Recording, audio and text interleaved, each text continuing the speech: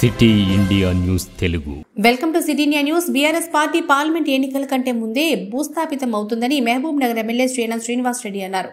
ఈ రోజు మహబూబ్ నగర్ జిల్లా కేంద్రంలోని జేజేఆర్ ఫంక్షన్ హాల్లో జరిగిన మహబూబ్ నగర్ నియోజకవర్గ కార్యకర్తల సమావేశంలో ఆయన పాల్గొని ప్రసంగించారు.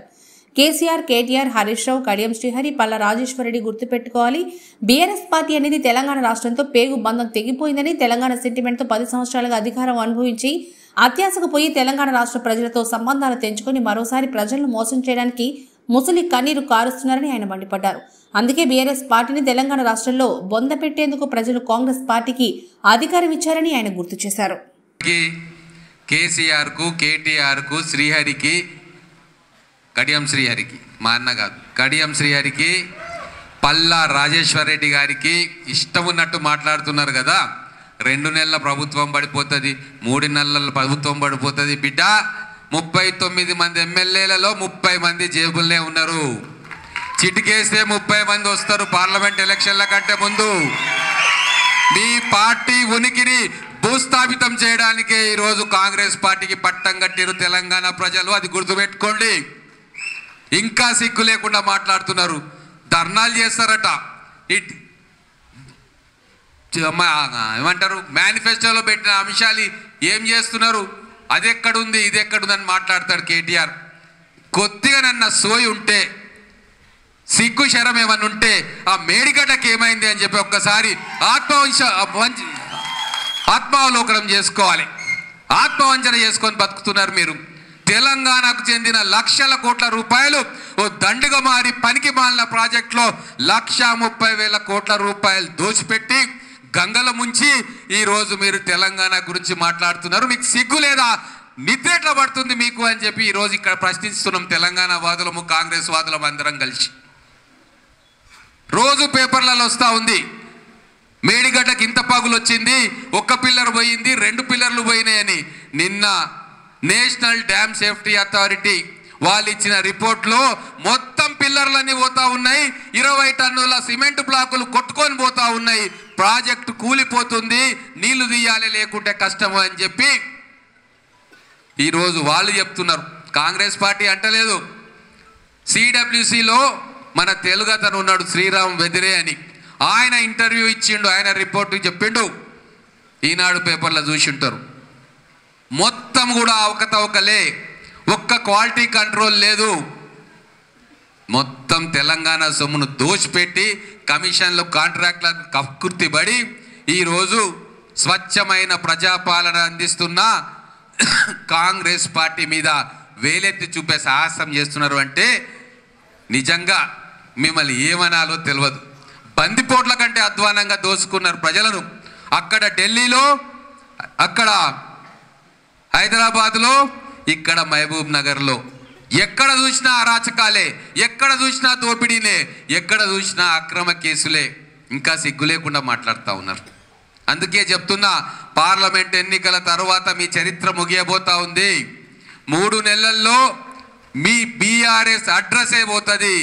ఎందుకు పోతుందంటే, మీరు చేసిన తప్పు తెలంగాణ వాదం మీద మీరు అధికారంలోకి వస్తే ఈరోజు ఆ తెలంగాణ పదాన్ని పక్కన పెట్టి నువ్వు ప్రధానమంత్రి కావాలని చెప్పి కలలుగని టీఆర్ఎస్ను బీఆర్ఎస్గా మార్చిన రోజే నేను ఎలుగెత్తి చెప్పిన, అనేక డిబేట్లలో చెప్పిన, కథమైపోయింది టీఆర్ఎస్ పార్టీ, కథమవుతాడు కేసీఆర్ అని చెప్పి ఆ రోజే నేను చెప్పిన. ఎందుకంటే తెలంగాణకు చిన్న పేగుబంధం ఉండే టీఆర్ఎస్ తోటి అది తెంపేసుకున్న రోజున్నే వాళ్ళు భూస్థాపితం అయిపోయినారు.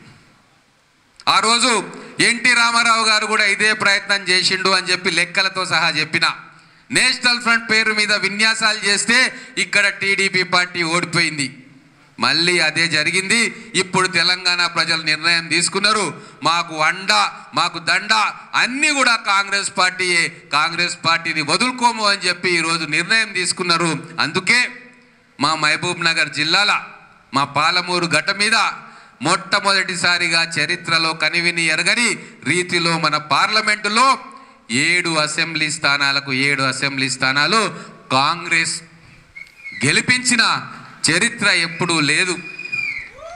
ఈరోజు చూడండి, మా ఎమ్మెల్యేలు, మా అనిరుద్ధ్ రెడ్డి గారు యువకుడు, రాజకీయ అనుభవం లేదు, అయినా ప్రజలు ఆయన నిజాయితీని, ఆయన ధైర్యాన్ని చూసి ఆయనను ఆశీర్వదించారు. మా శ్రీహరన్న పేద కుటుంబం నుంచి వచ్చిండు, స్వయం శక్తితో ఎదిగిండు, పార్టీని నమ్ముకున్నాడు, ప్రజలను నమ్ముకున్నాడు, కార్యకర్తలను నమ్ముకున్నాడు.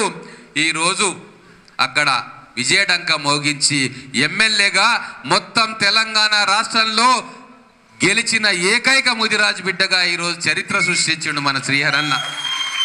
అలాగే మా దేవరకద్ర శాసనసభ్యులు, మా జిల్లా అధ్యక్షులు న్యాయవాద వృత్తిని వదిలేసి మొట్టమొదటిసారిగా ఎన్నికల్లో పోటీ చేస్తే ప్రజలు ఆదరించి ఈరోజు వారిని ఎమ్మెల్యేగా గెలిపించారు. వారు పోరాటం చేసిండ్రు ఇసుక మాఫియాకు వ్యతిరేకంగా, అవినీతికి వ్యతిరేకంగా. అందుకే ఈరోజు ప్రజలు పట్టం కట్టిండ్రు.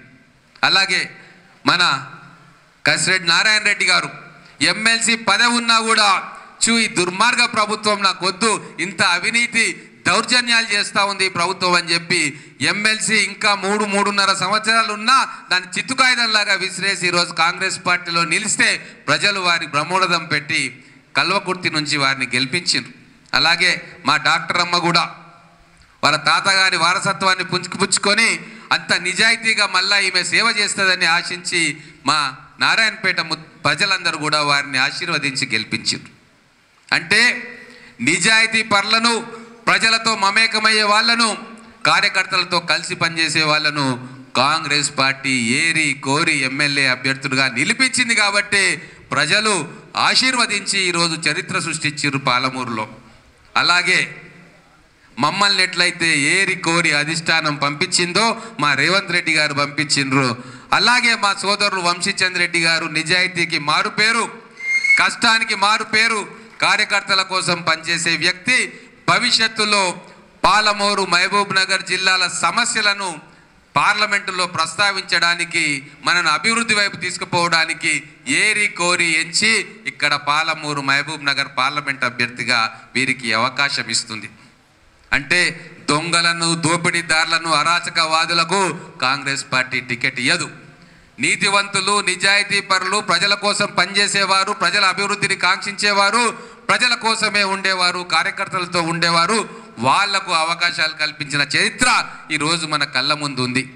అదే మీరు టీఆర్ఎస్ ఎమ్మెల్యేలను చూసుకోండి, ఖాళీ చేతులతో వచ్చిండ్రు 2014లో. అంతకంటే ముందు వీళ్ళ మొక్కలు కూడా ఎవరికి తెలియవు. రాజేందర్ రెడ్డి గురించి నారాయణపేటలో ఎవరికి తెలియదు, ఆల వెంకటేశ్వర రెడ్డి గురించి దేవరకథలో ఎవరికి తెలియదు, శ్రీనివాస్ గౌడ్ గారి గురించి ఇక్కడ మహబూబ్ నగర్లో తెలియదు, ఖాళీ చేతులతో వచ్చిర్రు. అంజయ్ గారి గురించి కూడా తెలియదు. వాళ్ళంతా ఖాళీ చేతులతో వస్తే బీఫామ్ తీసుకుంటే తెలంగాణ తెచ్చింది, తెలంగాణ వచ్చిందన్న ఏకైక కారణంతో ఎమ్మెల్యేలు చేస్తే ఏం చేసిండ్రు? వేల కోట్ల రూపాయలకు పడగలెత్తి అక్రమాలు, దౌర్జన్యాలు, అన్యాయాలు చేసినందుకు విసిగి విసిగి విసిగి ప్రజలు ఈరోజు తిరస్కరించి బండకేసి కొడితే ఈరోజు బీఆర్ఎస్ ప్రభుత్వం గద్దె దిగింది. అయినా సిగ్గొస్తలేదు, ఆలోచన చేసుకుంటలేరు, ఆత్మవిమర్శ చేసుకుంటలేరు. ఇంకా మేము అధికారంలో ఉన్నామని చెప్పి ఇష్టం ఉన్నట్టు మాట్లాడుతూ ఉన్నాడు కేసీఆర్ కానీ, కేటీఆర్ కానీ. కేసీఆర్ అయితే నోరే మెదుపుతలేడు, సిగ్గుతో బయటికి వస్తలేడు. ఎందుకంటే కామారెడ్డిలో కూడా ప్రజలు ఆయనను బండకేసి బాధిర్రు కాబట్టి. కేటీఆర్, హరీష్ రావు మాకు ఇంకా 3 నెలలు కూడా కాలేదు ప్రభుత్వం వచ్చి,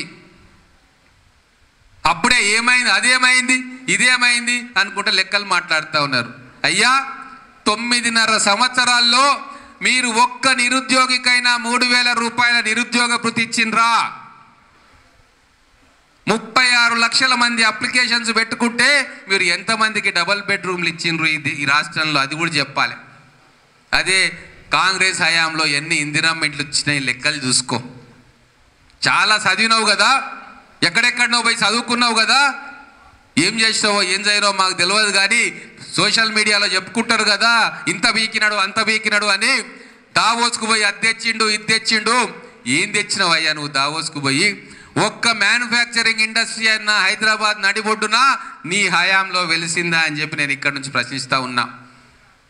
పోయినసారి దావోస్ పోయిండు కేటీఆర్, ఇక్కడ దొంగ డబుల్ బెడ్రూమ్ సర్టిఫికేట్లు చూపించినట్టే అక్కడ పోయి ఎంఓయూ చేసిన అని దొంగ కాయిదాలు తీసుకొచ్చిండు. 19,000 కోట్ల రూపాయల ఎంఓయూ చేసుకున్నా అని చెప్పి 4 సార్లు 5 సార్లు దావోజు పోయినాక పోయినసారి ఆయన చెప్పిన మాట, అయ్యా కేటీఆర్ గారు, మా రేవంత్ రెడ్డి గారు, మా కాంగ్రెస్ ప్రభుత్వంలో ఉన్న టీం శ్రీధర్ బాబు గారితో సహా దావోస్ స్విట్జర్లాండ్కు పోయి మొదటి సమావేశంలోనే 40,000 కోట్ల రూపాయల అసలైన పెట్టుబడిని ఈరోజు తెలంగాణ రాష్ట్రానికి తీసుకొస్తుంది. ఇది మన ప్రజలకు తెలియాల్సిన అవసరం ఉంది. అలాగే విద్యా వైద్య రంగం ఈరోజు స్కూళ్ళకు పోతుంటే, కాలేజీలకు పోతుంటే 10 సంవత్సరాల మీ నిర్వాహకం కళ్ళకు కట్టట్టు కనబడతా ఉంది.